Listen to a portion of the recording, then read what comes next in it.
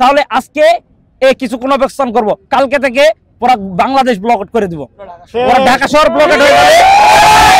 আমাদের ক্লাস শুরু হওয়ার কথা আজকে 11 তারিখ যখন মিটিং হয় তখন আমাদের ক্লাস শুরু হওয়ার কথা হয়েছিল যে আমরা 23 তারিখ ক্লাস করতে পারবো, কিন্তু হঠাৎ করে একটা নোটিশের মাধ্যমে বলা হয়েছে যে আজকে আমাদের ক্লাস হবে না।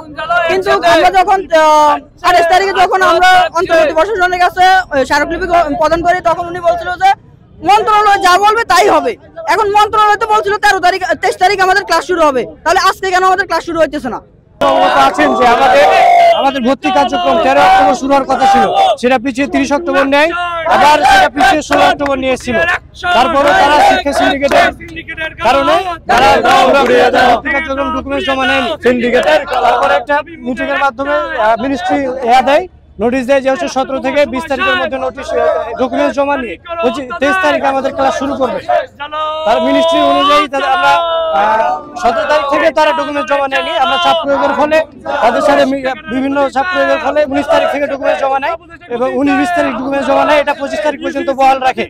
আমাদের 23 তারিখ যেটা ক্লাসে বসার কথা ছিল, আজকে আমরা ক্লাসে আসছি, আমরা ক্লাসে ঢুকতে যাইনি। আমাদের তারা বলে যে ক্লাস হবে না, আমরা ডিসিউ কি ডিসিউ চিনি না, আবি যাবি কথা বলে আর কি। তাই আমরা আমাদের অধিকার, আমাদের দাবি মেনে করার জন্য আমরা রাজপথে বসেছি।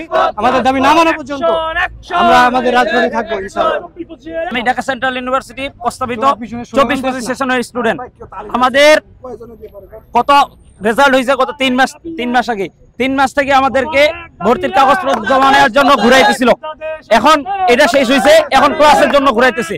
আমরা স্পষ্ট ভাষায় বলে দিতে চাই, আজকের ভিতরে যদি নোটিশ আপডেট না করা হয়, ক্লাসের সময়সূচি যদি আগে না নেওয়া হয়, তাহলে আজকে কিছুক্ষণ অবস্থান করব, কালকে থেকে পুরো বাংলাদেশ ব্লকেট করে দিব, ঢাকা শহর ব্লকেট হয়ে যাবে, কিছু বলতে পারবেন না।